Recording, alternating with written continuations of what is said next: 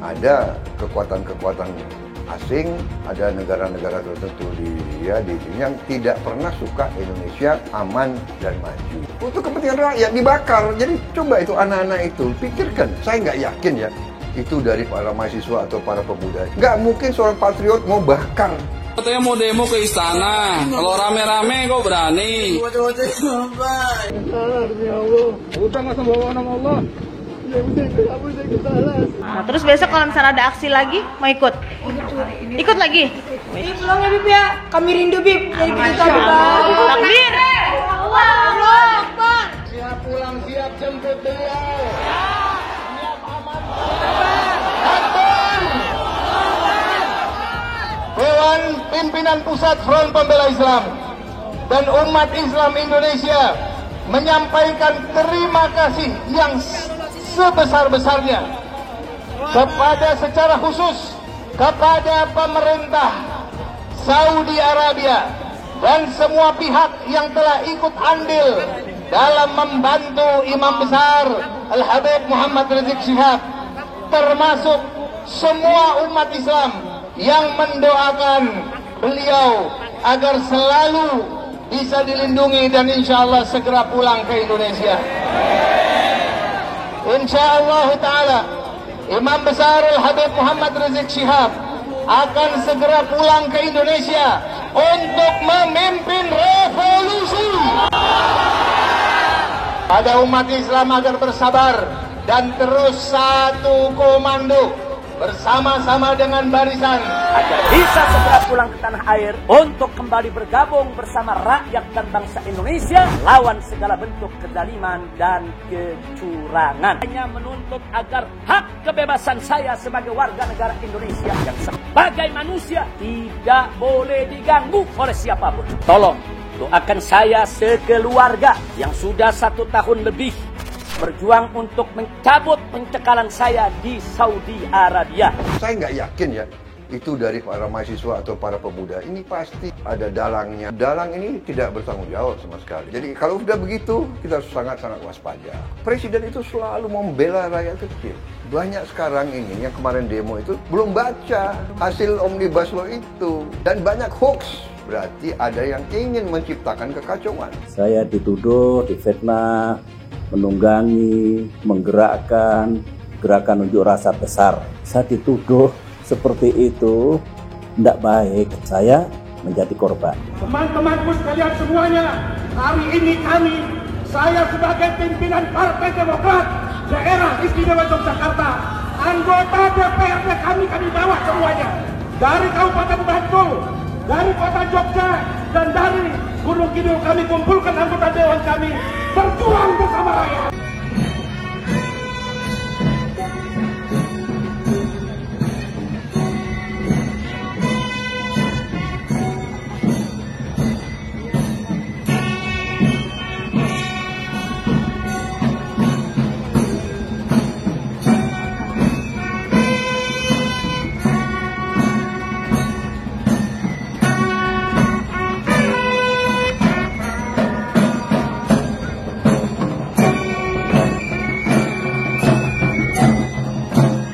Terorganisir seperti itu kan by design karena polanya sama. Ada demo besar lalu ada sekelompok orang yang bikin coret-coretan itu.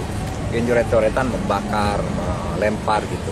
Di semua kota polanya sama. Berarti ada satu desain yang terorganisir di luar kegiatan demo-demo. Nama saya Guntur, pekerjaan saya wira swasta.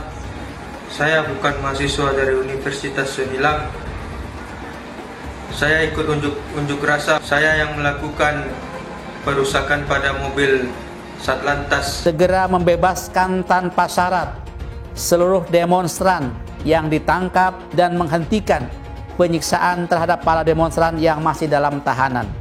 Meminta kepada Presiden untuk menyatakan diri mundur atau berhenti sebagai Presiden karena ketidakmampuan dan tidak kompeten dalam menjalankan roda pemerintah.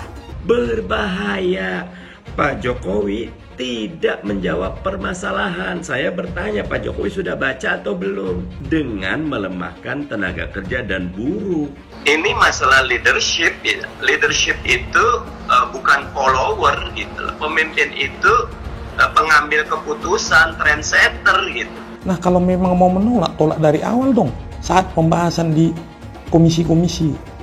Jadi kalau menolak di ujung, itu namanya pencitraan untuk meraih simpatimu supaya kau pilih mereka nanti di pemilu. 7 fraksi setuju, 2 menolak, sah. Itu di luar dugaan kita tahu, tidak tahu mereka tuh datangnya dari mana gitu ya. Berarti disusupi, Bang? Iya, bisa dikatakan ya aksi kami ya disusupi oleh orang-orang yang tak bertanggung jawab sebenarnya.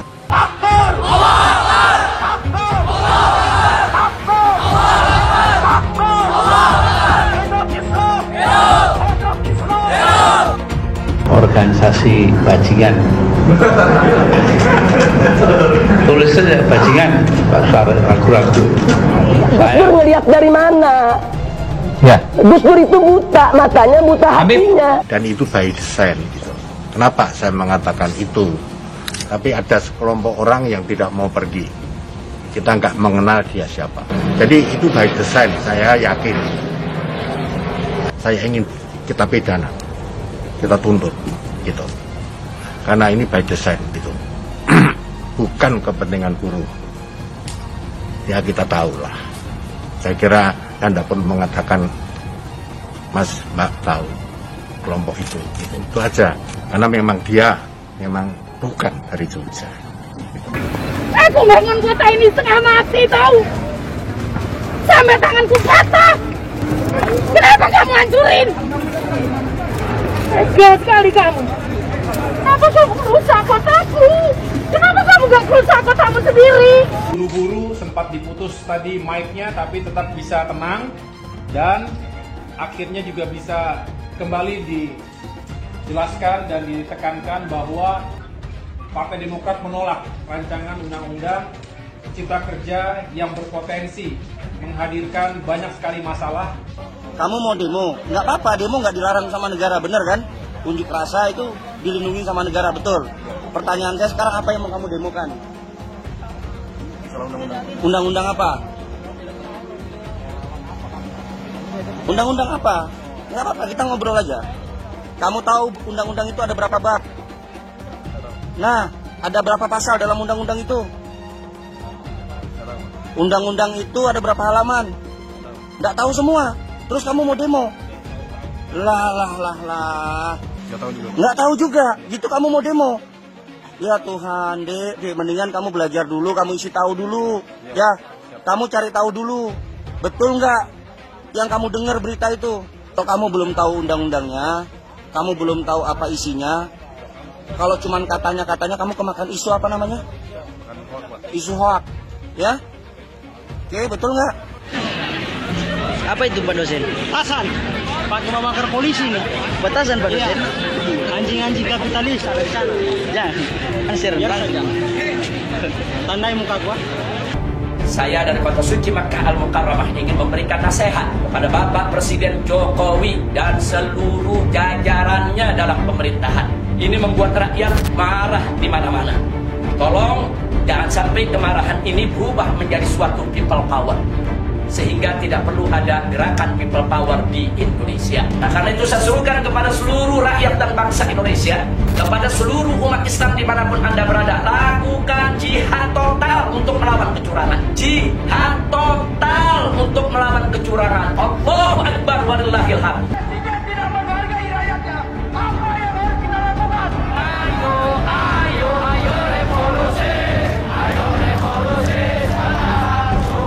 Saya melihat adanya unjuk rasa penolakan Undang-Undang Cipta Kerja yang pada dasarnya dilatar belakangi oleh disinformasi mengenai substansi dari undang-undang ini dan hoax di media sosial.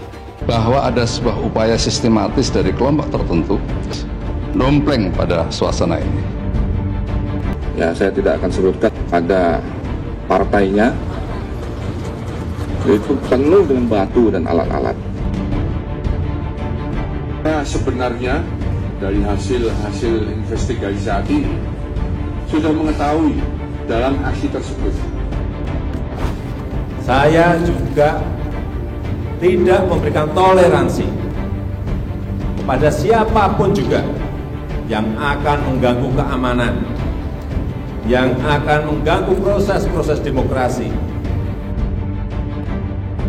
dan yang mengganggu persatuan negara yang amat kita cintai ini. Penjajahan ekonomi asing makin sempurna. Setelah Undang-Undang Omnibus disahkan, saya dapat menyimpulkan bahwa cengkeraman ekonomi asing di negara kita makin kokoh. Dan di masa-masa mendatang, baik rezim dan rakyat, kita semua akan jadi bangsa kacung. Saya berharap rezim Jokowi jangan sampai seperti yang disindir Al-Quran. Pak Jokowi cabut segera undang-undang yang berbahaya itu. Yang kami nggak setuju mengurangi perlindungan terhadap hak-hak buruh yang paling dasar. Suasana kebatinan semua buruh itu dikhianati oleh DPR. Dengan segala hormat, kami menyampaikan pada DPR RI, mudah-mudahan DPR RI bisa menyampaikan pada pemerintah, dan pemerintah memahami. Kami Serikat Pekerja Serikat Buruh setuju RUU Cipta Kerja, kami mengapresiasi. Bagi kami, DPR sudah bekerja, menampung aspirasi rakyat. Ya, maka kami, fraksi Demokrat menyatakan walk out. Rancangan Undang-Undang Cipta Kerja. Kami mengamati ada banyak hal yang luar biasa, anggap sebagai bentuk kesungguhan pemerintah. Mewakili Partai Demokrat mendukung sepenuhnya. Setiap warga negara memiliki hak untuk menyampaikan pendapatnya. Bahwa apa yang menjadi aspirasi tadi, apa yang tadi diungkapkan, besok kita akan sampaikan dan kita akan teruskan seluruh aspirasi itu. Terima kasih Pak. Pemerintah akan bersikap tegas dan melakukan proses hukum terhadap semua pelaku dan aktor yang menunggangi. Sebetulnya pemerintah tahu siapa mereka yang menggerakkan demo itu. Jadi kita tahu siapa yang menggerakkan, kita tahu siapa sponsornya, tahu siapa yang membiayainya. Tokoh-tokoh intelektual ini mereka adalah di balik layar. Pemerintah kita begitu tergesa-gesa, begitu ugal-ugalan melahirkan satu regulasi, yaitu regulasi RUU Cipta Kerja, membuat rakyat hari ini dalam bahaya gitu ya. Ini pemerintah pura-pura dalam perahu, pura-pura tidak tahu bahwa pengesahan Undang-Undang Cipta Kerja ini menjebak buruh dan mahasiswa turun ke jalan. Yang ngajak siapa? Nggak ada yang ngajak, Pak. Oh, tadi demo apa? Demo apa ya? Lupa. Oh, lupa? Oh. Apa? Pokoknya tentang RUU lah, Pak. Oh, tentang RUU. Kamu ngerti yang di demo apa gitu? Nggak tahu. Oh, nggak tahu. Menolak Omnibus Law. Kok katanya sih? Iya. Apa yang memberatkan tuh apa? Yang memberatkan apa? Nggak tahu. Katanya misalkan rakyat Buruh gitu ya? Iya. Tapi tetap lebih mendukung ke korporat gitu. Pasal yang lebih memberatkan apa sih? Yang merugikan buruh apa? Saya nggak tahu juga sih. Nggak tahu juga. Apa yang dianggap merugikan buruh sehingga aksi protes dilakukan? Yang pertama soal ada dalam beberapa klaster soal cipta lapangan kerja itu soal, adapun soal pengaturan jam kerja sama apa lagi? Adalah demo-demo tadi. Itu pasti menimbulkan klaster baru. Apa yang kita buat itu, perilaku kita yang tidak sesuai dengan protokol kesehatan, itu akan menimbulkan pasti kematian buat orang lain.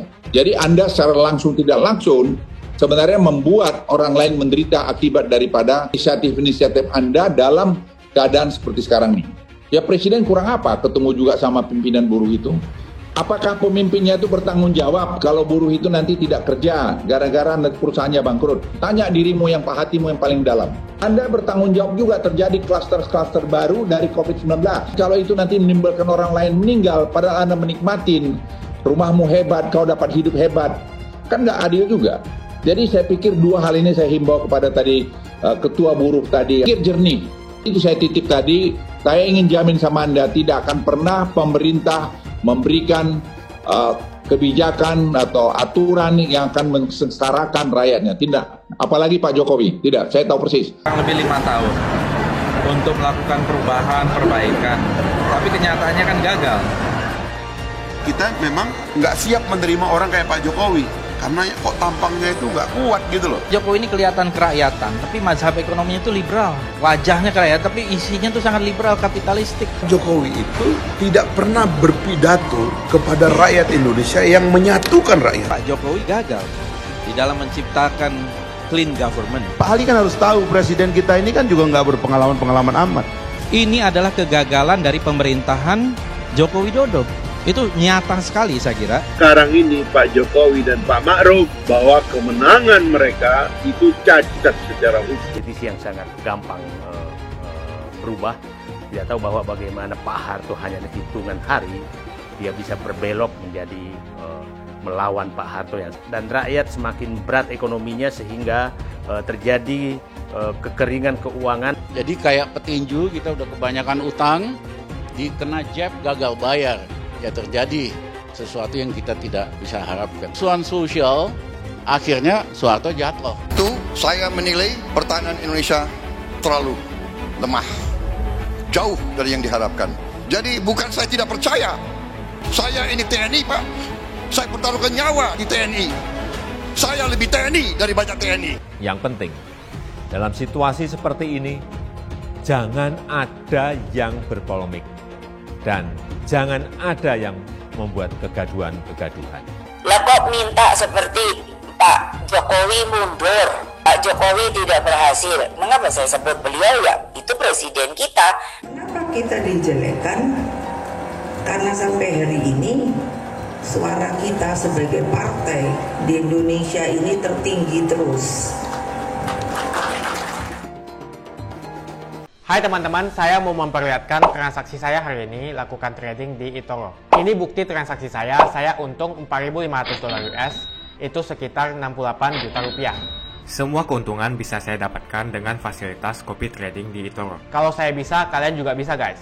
Oke, itu yang mau saya tunjukkan. Like video ini sekarang juga dan gunakan link di kolom deskripsi, maka kalian berhak dapat bonus kalian. Promo ini ada masa waktunya, jadi jangan ketinggalan. Bukan cuma itu saja, transaksi tidak dikenakan fee, baik itu investasi saham, trading forex, komoditas, bitcoin, dan lainnya.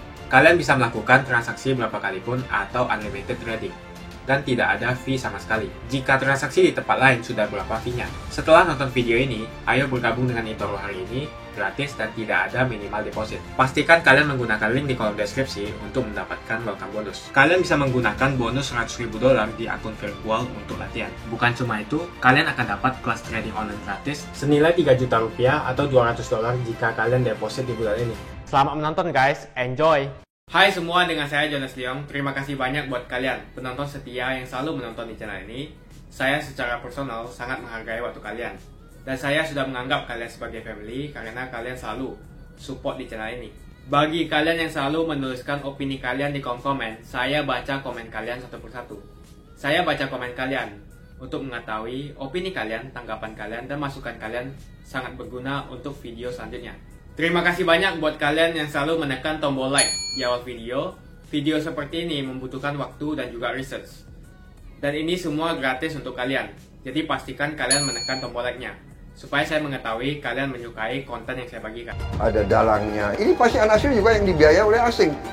Saya punya suatu keyakinan ini justru berasal dari luar negeri. Menteri Pertahanan Prabowo Subianto angkat bicara soal kericuhan yang terjadi di sejumlah daerah pada saat aksi unjuk rasa tolak Omnibus Law tentang Cipta Kerja.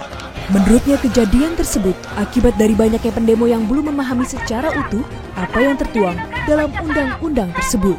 Ditambah lagi bertebarannya berita bohong atau hoax yang menyebut seolah-olah Omnibus Law ini merugikan kepentingan rakyat secara luas. Banyak sekarang ini yang kemarin demo itu belum baca hasil Omnibus Law itu, dan banyak hoax. Banyak hoax di mana-mana. Prabowo pun mengatakan jika ada pihak yang ingin menciptakan kekacauan dalam momen tersebut dengan menyebarkan hoax terkait Undang-Undang Omnibus Law Cipta Kerja. Dan saya ingin memberi peringatan, hoax ini berarti ada yang ingin menciptakan kekacauan. Mantan Danjen Kopassus ini berkeyakinan ada campur tangan pihak asing dalam kekacauan yang terjadi terkait dengan Undang-Undang Omnibus Law ini. Menurutnya, ada kekuatan dari luar di mana terdapat beberapa negara tertentu yang memang tidak ingin Indonesia aman dan maju. Saya punya suatu keyakinan ini justru berasal dari luar negeri. Ada kekuatan-kekuatan asing yang tidak pernah suka Indonesia aman dan maju. Prabowo juga menyayangkan ada tokoh-tokoh yang sudah termakan hoax, turut memberikan pesan negatif terhadap UU Omnibus Law tanpa mencari kebenarannya terlebih dahulu. Dan tanpa disadari, ini adalah permainan dari orang lain. Dan itu sudah terjadi sejak 100 tahun lalu, di mana bangsa Indonesia kerap diadu domba.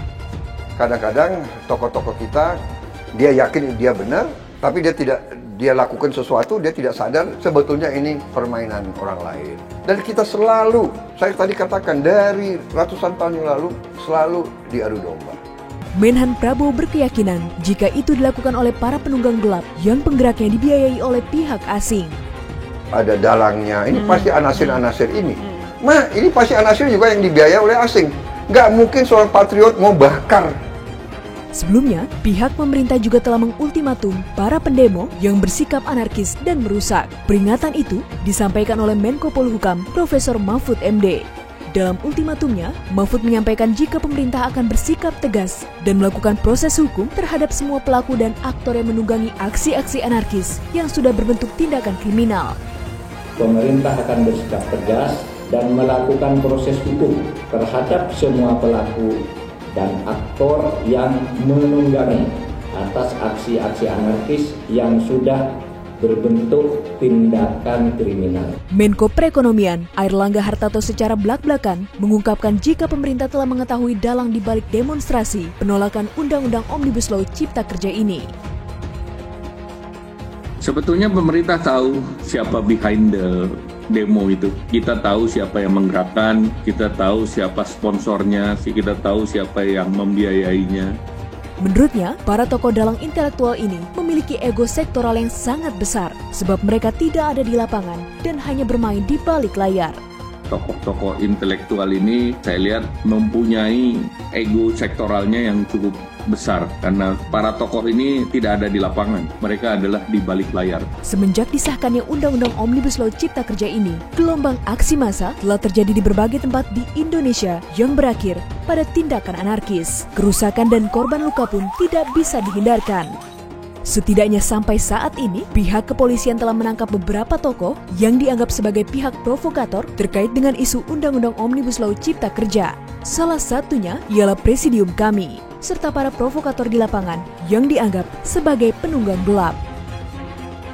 Saya juga tidak memberikan toleransi kepada siapapun juga yang akan mengganggu keamanan, yang akan mengganggu proses-proses demokrasi, terutama perusuh-perusuh. Nih, ya saya kirim nih grup ini nih. Lah kamu katanya mau demo ke istana, kalau rame-rame kok berani. Giliran ketangkep nangis. Gimana sih? Kamu katanya mau demo ke istana bareng-bareng. Nih saya kirim nih fotonya.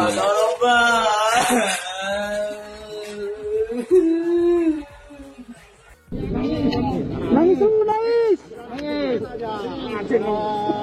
Nangis. Nangis. Nangis yang kuat. Jangan salah demi Allah. Udah nggak bawa nama Allah. Ya udah, kamu jangan salah.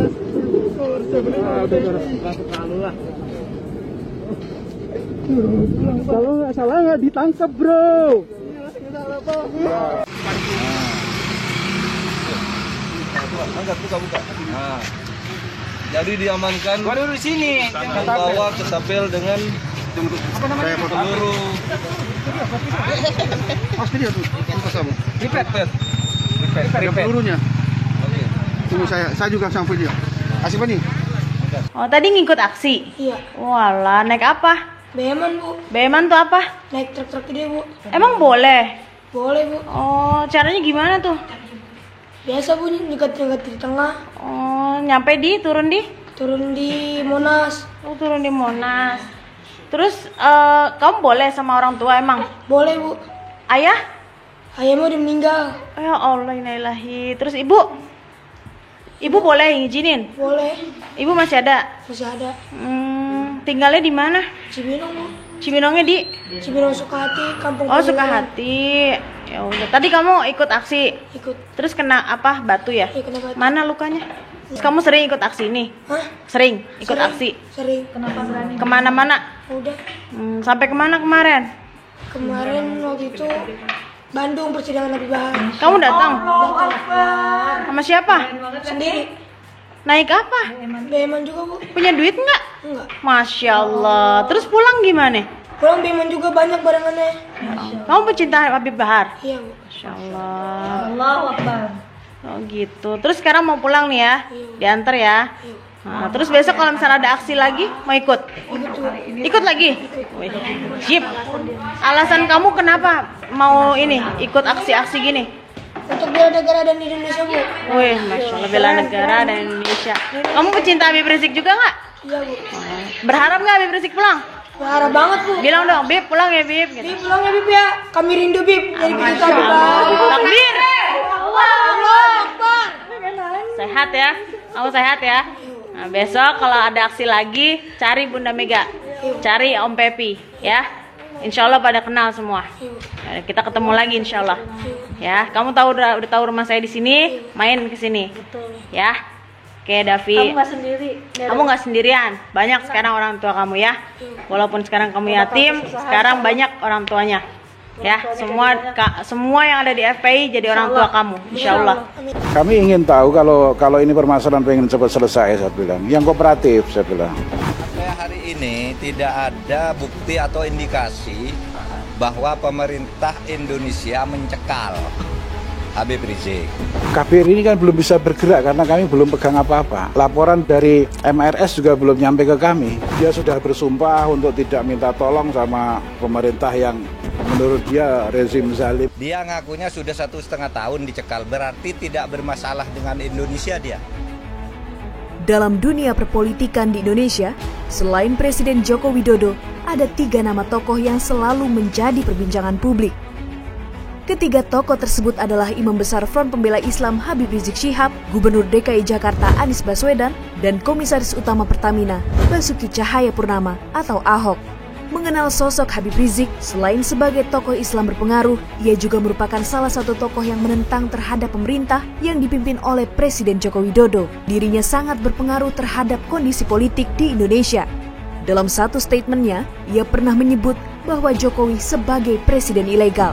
Saya sebut presiden yang akan datang, yang akan dilantik pada bulan Oktober tahun 2019 adalah presiden ilegal. Semenjak dirinya pergi ke Arab Saudi 2 tahun lalu, Habib Rizik hingga kini belum dapat kembali ke Indonesia dengan alasan pemerintah Indonesia telah meminta kepada pihak Arab Saudi untuk mencekal dirinya.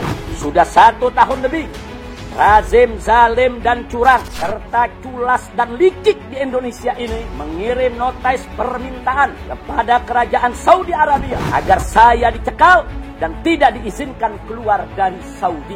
Duta Besar Indonesia untuk Arab Saudi Agus Maftu Abi Gebril menyarankan kepada Habib Rizik untuk melakukan 3 hal agar proses pemulangannya ke Indonesia berjalan cepat. 3 hal tersebut berkaitan dengan sikap dan pernyataan Habib Rizik selama di Saudi. Menurut Agus, yang pertama Habib Rizik harus bersikap kooperatif dengan perwakilan RI di Arab Saudi, termasuk menyampaikan masalah yang dihadapi selama di Saudi. Menurutnya, selama ini Habib Rizik tak pernah menyampaikan ataupun menyerahkan dokumen terkait permasalahannya selama berada di Arab Saudi. Pertama, KBRI ini kan belum bisa bergerak karena kami belum pegang apa-apa. Laporan dari MRS juga belum nyampe ke kami. Kami ingin tahu kalau ini permasalahan pengen cepat selesai, saya bilang. Yang kooperatif. Habib Rizik disarankan mencabut pernyataan yang menyebut bahwa Jokowi sebagai presiden ilegal. Sebab menurut Agus, pernyataan semacam itu dianggap sensitif di Arab Saudi.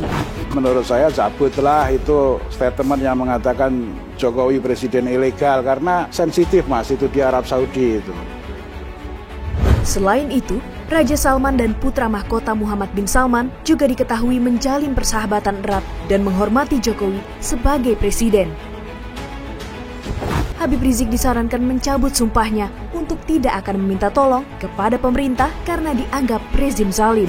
Dia sudah bersumpah untuk tidak minta tolong sama pemerintah yang menurut dia rezim zalim ini. Udahlah, sumpahnya digagalkan. Dalam hal ini, Habib Rizik tercatat telah 3 kali gagal untuk pulang ke Indonesia, yakni pada tanggal 8 Juli 2018, 12 Juli 2018, dan 19 Juli 2018. Agus juga mengatakan, meski Habib Rizik dalam ceramahnya pernah mengatakan tidak akan meminta bantuan kepada pemerintah, demi Allah, saya bersumpah, saya tidak akan meminta bantuan rezim zalim Indonesia, apalagi mengemis kepada rezim zalim Indonesia untuk cabut cekal saya di Saudi Arabia.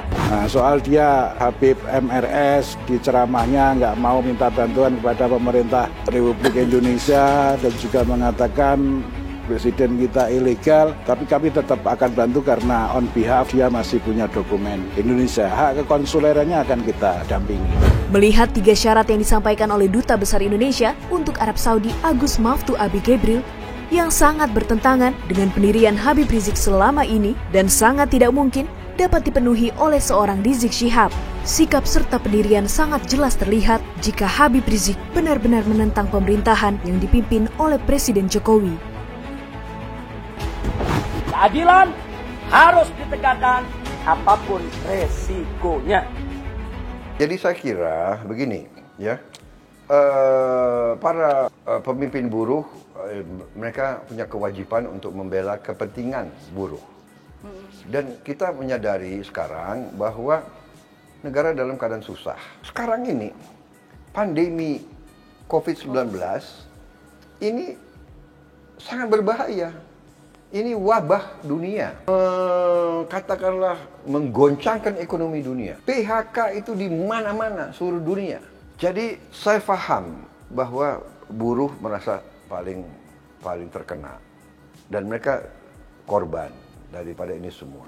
Dan untuk mengatasi ini, dicarilah semua upaya dan kiat untuk mengurangi hambatan-hambatan yang bisa membuat lambat kebangkitan ekonomi. Dengan COVID-19 ini, kemudian perusahaan-perusahaan jasa lainnya, jasa angkutan, kemudian permintaan juga turun, secara lain sangat parah. Tapi memang buruh itu korban. Dan kita memahami ini, ya kan? Jadi ini kadang-kadang suatu dilema, ya kan? Katakanlah buah si malakama. Kita mau bantu buruh sekarang dan semua yang sulit tidak hanya buruh. Ada orang yang tidak di pabrik kerja, dia kerja seharian, tukang gunting rambut. Covid orang takut, banyak yang nggak belanja. Mereka bagaimana seharian? Siapa yang melindungi mereka? Semua terkena. Presiden itu selalu membela rakyat kecil. Jadi kalau kita lihat stimulus semua itu kan maksudnya itu. Kita mengakui Presiden juga marah, beberapa pejabat dan beberapa birokrat tidak tanggap bahwa ini keadaan darurat. Banyak sekarang ini yang kemarin demo itu belum baca hasil Omnibus Law itu. Dan banyak hoax di mana-mana. Seolah ini nggak ada, itu nggak ada, dikurangi. Dan saya ingin memberi peringatan, hoax ini berarti ada yang ingin menciptakan kekacauan. Saya punya suatu keyakinan ini justru berasal dari luar negeri. Ada kekuatan-kekuatan asing, ada negara-negara tertentu di yang tidak pernah suka Indonesia aman dan maju. Kadang-kadang tokoh-tokoh kita lihat benar, dia yakin dia benar, dan tapi dia lakukan sesuatu, dia tidak sadar sebetulnya ini permainan orang lain. Dan kita selalu, saya tadi katakan dari ratusan tahun yang lalu, selalu diadu domba. Jadi banyak sekali yang mau dirahanakan, birokrasi dipangkas supaya timbul pertumbuhan. Saya paham kesulitan buruh. Saya dari dulu berjuang untuk buruh, ya. Gerindra itu partai selalu membela buruh. Tanya ada semua pemimpinnya. Tuntutan buruh 80% sudah diakomodasi di dalam Omnibus Law ini, Undang-Undang Cipta Kerja ini. 80%. Kita tidak bisa 100%. Ya. Namanya politik negara. Kadang-kadang kita harus mengerti, kita ada kebutuhan ini, kebutuhan itu, ada keperluan. Kita butuh investasi dari mana-mana. Kita harus tahu di zaman sekarang, di era global ini, perusahaan itu gampang dia pindah. Pabrik-pabrik sudah diasuransi. Jadi kalau mau mogok, mau dibakar, mau diduduki, si pengusaha tinggalkan aja. Pabriknya sudah diasuransi kok. Mana dia mungkin untung. Pabriknya aja disuruh bakar atau suruh apa, dia pindah. Modalnya pindah, transfer pakai digital, modalnya sudah pindah ke Vietnam, pindah ke Kamboja, pindah ke Thailand, pindah ke India, pindah ke Bangladesh. Jadi sekarang ini, saya tahu ini buah si malakama dilema. Jadi pemimpin buruh ini dilema. Dia mau bela buruhnya, tapi kalau dia terlalu kencang, si pengusaha pindah. Jangan, tidak hanya pengusaha asing, pengusaha Indonesia pun pindah. Sekarang sudah ada pengusaha-pengusaha Indonesia yang ada di India, yang buka pabrik di Nigeria. Jadi ini dunia ini sudah semakin kecil. Modal itu cepat pindah. Nah ini yang harus disadari oleh teman-teman, kawan-kawan buruh. Jangan emosional, cepat marah, jangan ya kan, mudah untuk mau bikin aksi massa sehingga munculnya adalah vandalisme, ya kan? Nah, kalau nanti yang dibakar untuk kepentingan rakyat dibakar, jadi coba itu anak-anak itu pikirkan. Saya nggak yakin ya itu dari para mahasiswa atau para pemuda. Ini pasti ada dalangnya. Ini pasti anak asing juga yang dibiayai oleh asing. Nggak mungkin seorang patriot mau bakar milik rakyat. Kalau mau demo silakan. Demokrasi itu boleh demo, bawa ini jalan, bawa demo. Jadi kalau sudah begitu kita sangat-sangat waspada. Ya, jadi ini sikap saya. Jadi dan 80% sudah tercapai. Ya kan 10% lagi, 20% lagi kan masih bisa diperjuangkan. Masih banyak cara. Ada judicial review ke MK. Kita mengerti ini kesulitan kita bersama. Ya kan, kita harus atasi COVID-19 dulu. Masa menganjurkan anak-anak muda itu untuk demo? Saya lihat banyak nggak pakai masker. Dan kalau pakai masker pun kan nanti kebersentuhan dan kawannya terlalu dekat. Ini kan sebetulnya ya Anda mencelakakan anak-anak kita. Dalang ini tidak bertanggung jawab sama sekali. Saya sangat prihatin, ya kan? Ini kan lagi COVID. Cobalah kita sabar, kita atasi dulu. Kita perbaiki, ya kan? Kita coba kalau nanti undang-undang ini tidak bagus, kalau pelaksanaannya tidak baik, ya bawalah ke judicial review, bawa ke Mahkamah Konstitusi. Sudah berkali-kali kok dalam sejarah terjadi. Tapi saya lihat sebetulnya sebagian besar pendemo itu juga masih baik gitu. Kemarin saya juga niatnya baik gitu anak-anak tuh ya, tapi ada yang panas-panasin. Jadi banyak sekali juga kita kurangi yang terlalu liberal, ya kan? Jadi memang banyak kalangan kita juga yang masih gandrung dengan liberalisme gitu loh ya. Kita tidak perlu terlalu ya kan liberalistis, ya kan. Kita juga perlu pemerintah yang arahkan, yang driven gitu loh. Kita punya kekuatan kok, negara kita sangat kuat, tapi memang kita punya kelemahan juga. Ya kan ada hoax bahwa upah minimum dihapus, itu dibaca dong, ya kan tidak seperti itu. Jadi dibaca telitinya itu, jadi ada memang tentang pesangon, ya. Tapi pelaksanaannya juga nanti kan bisa dinego dengan perusahaan-perusahaan itu, ya kan. Jadi itu semua bisa diatasi, jadi tidak mutlak harus ditolak atau harus diterima. Kalau perusahaan itu tidak sanggup, dia mintanya umpamanya 32 kali atau 35 kali mintanya di situ. Nanti pengusaha bilang nggak bisa. Ya ambil aja perusahaan saya. Yang saya sebutkan, ya ambil aja perusahaan saya. Saya udah diasuransi kok. Ambil aja alat-alat itu. Saya pindah aja. Kan saya nggak mampu. Kondisi ekonomi ini kayak begini. Akhirnya kan banyak juga ya. Oke lah, nggak sampai 32, nggak menerima berapa saja pesangon yang bisa dikasih. Nah ini yang kita maksud. Pemerintah tuh sudah mau lindungi buruh, ya kan? Kita butuh dulu suatu iklim, ya. Memang kita mengerti, tapi saya yakin pemerintah dan apalagi presiden yakin sedang mencari bentuk bagaimana kita beri bantuan langsung. Sudah ada banyak upaya kita, ya, sudah banyak sekali. Jadi saya katakan ini kan juga ada pertimbangan supaya cepat reses, supaya bisa cepat tidak kumpul-kumpul terlalu banyak. Undang-undang harus dijalankan, proses konstitusi harus dijalankan, menyangkut banyak orang, berkerumun, itu juga menimbulkan suatu kerawanan. Ya, jadi saya bisa pahami kalau ada pihak yang ingin mempercepat itu, proses dijalankan, semua pembahasan dijalankan dan sebagainya. Dan ini kan namanya proses demokrasi, ya. Jadi saya yakin ada banyak pengusaha yang lobby-lobby, ya kan. Dan pengusaha itu mungkin banyak teman di dalam pemerintah juga. Jadi ini wajar lah. Kita ini kan ya selalu memihak rakyat. Banyak yang kesel sama kita. Jadi sekarang seolah Gerindra tidak mendukung rakyat. Enggak, kita mendukung rakyat tapi melalui cara yang kita pilih dengan nilai-nilai yang sama.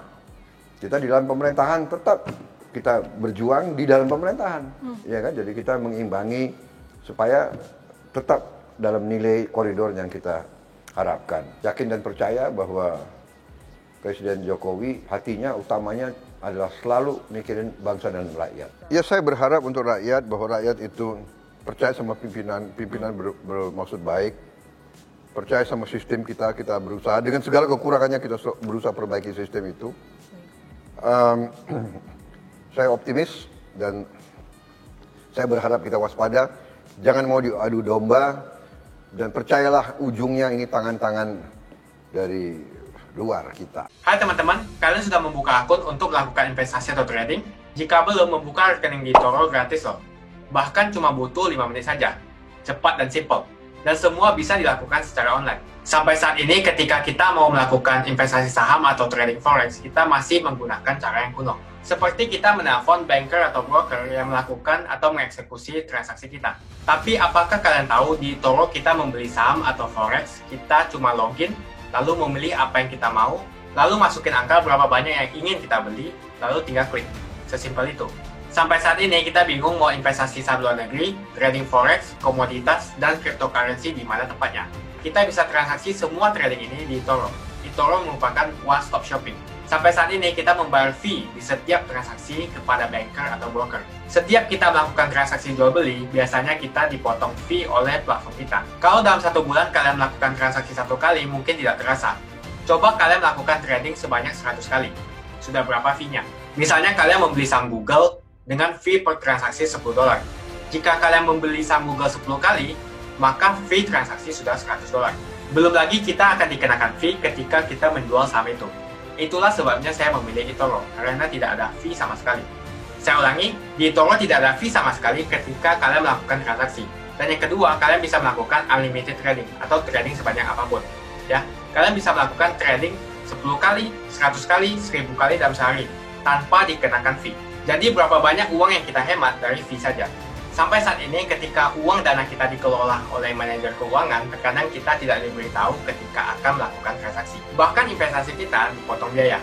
Dan kita dibikin bingung karena kurangnya transparansi. Kita juga bingung memilih investasi manajer yang bagus untuk mengelola investasi kita. Alhasil, investasi kita bukannya untung malah rugi. Bahkan yang lebih ekstrim, kita tertipu oleh manajer investasi yang ilegal. Tapi apakah kalian tahu di eToro ada fasilitas yang namanya copy trade, di mana kita bisa menduplikasikan investasi atau trading yang dilakukan oleh trader profesional. Semua data terbuka dan transparan dan kita bisa melihat performance sampai 10 tahun yang lalu. Dengan fasilitas ini, kamu tidak usah lagi menelpon manajer keuangan kamu untuk melakukan trading. Atau pusing investasi kamu merugi dikelola oleh manajer keuangan. Di eToro kita bisa memilih investor profesional yang sesuai dengan yang kita sukai. Dan di eToro banyak sekali profesional investor yang keuntungannya di atas 50%.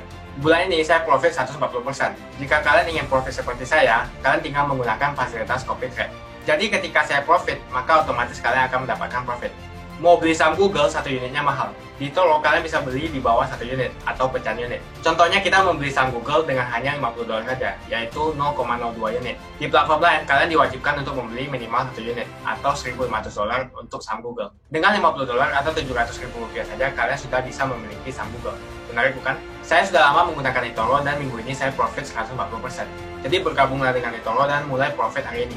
Jadi apa yang kalian tunggu? Mendingan kalian cobain sendiri aja deh. Tutorial bisa kalian cek di kolom deskripsi dan kalian harus menggunakan link di kolom deskripsi untuk mendapatkan welcome bonus. Jika tidak, maka tidak akan mendapatkan bonus. Dan gunakan bonus $100.000 di akun virtual Anda untuk mengenal lebih jauh tentang eToro atau bisa digunakan untuk latihan. Bukan cuma itu, kalian akan dapatkan kelas trading gratis yang nilainya Rp3 juta jika kalian deposit di bulan ini. Makasih banyak buat kalian yang nggak skip dan nonton video ini sampai habis. Saya secara personal sangat menghargai waktu kalian.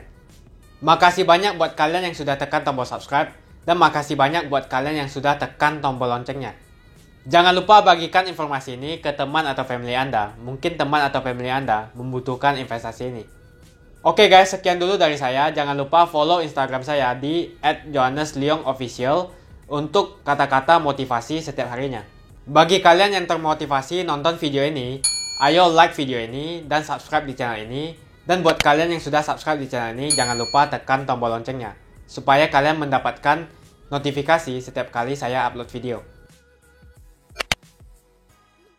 Saya menggunakan eToro untuk melakukan investasi. eToro merupakan broker multi aset di mana Anda dapat berinvestasi pada pasar keuangan global, seperti di saham, komoditas, forex, cryptocurrency, atau di ETF. eToro juga dikenal dengan social trading platform, di mana Anda bisa mengcopy transaksi dari trader profesional, sehingga cocok sekali bagi Anda yang sibuk atau tidak memiliki keahlian untuk trading atau berinvestasi sendiri.